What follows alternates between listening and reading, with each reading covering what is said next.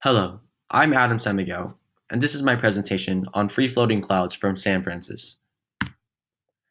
A little bit about Sam Francis' background. He was an American painter and printmaker, part of the second generation of the abstract expressionist era. Born June 25, 1923, in San Mateo, California. He studied at Berkeley to get his bachelor's and served in the U.S. Army Air Corps. A little bit outside of his American roots, he traveled and studied extensively, maintaining studios in well-known estates.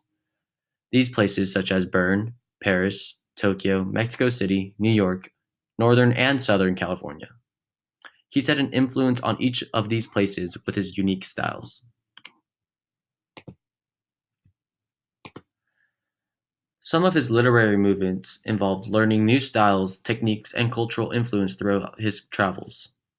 Growing from his accident during his service as a pilot in the Army Air Corps, he started painting and learning new styles as he stayed in the hospital. This led him to develop his own dialogue and style of painting throughout his isolated time at the hospital. Some historical context: his free-floating cloud painting was painted in 1980, which involved a grid-like structure with a more loose and gestural style. This style had a more dramatic enrichment for the abstract expressionists in the 20th century. One quote that fitted his latest painting was that, "What we want is to make something that fulfills utterly the sight and can't be used to make life only bearable." Some cultural context about this painting was that it was a gift to the Huntington Library. He gave this specifically to the American Museum to give more grasp on abstract expressions. This explored many active styles and a contemporary feel, exploring perceptions of light, space, movement, and growth, and celebrated the joy of color in juicy little canvases and vast mural-sized compositions. The publishing and market history. Being painted and finished in 1980, he donated this to the Huntington Library's American Art section. Place. It was created as a photo flow representing his abstract imagination of America. Its massive size, 10 by 21 feet, represents our nation wholly and what we are capable of creating, which is why he is donating this to the American art portion of the Huntington Library. Some allusions we see are matrix pattern grid, which he adopted a matrix pattern grid which allows the viewer to see more in depth. Some splats, which gives a harmonious and balanced feelings. Colors, which give a colorful wave that reflects the more astounding colors of the rainbow. Being an abstract piece of work, there are many illusions associated with this piece of work. A neural network can paint a picture that combines the content of one image with the style of another. It's Francis's underlying composition. The source.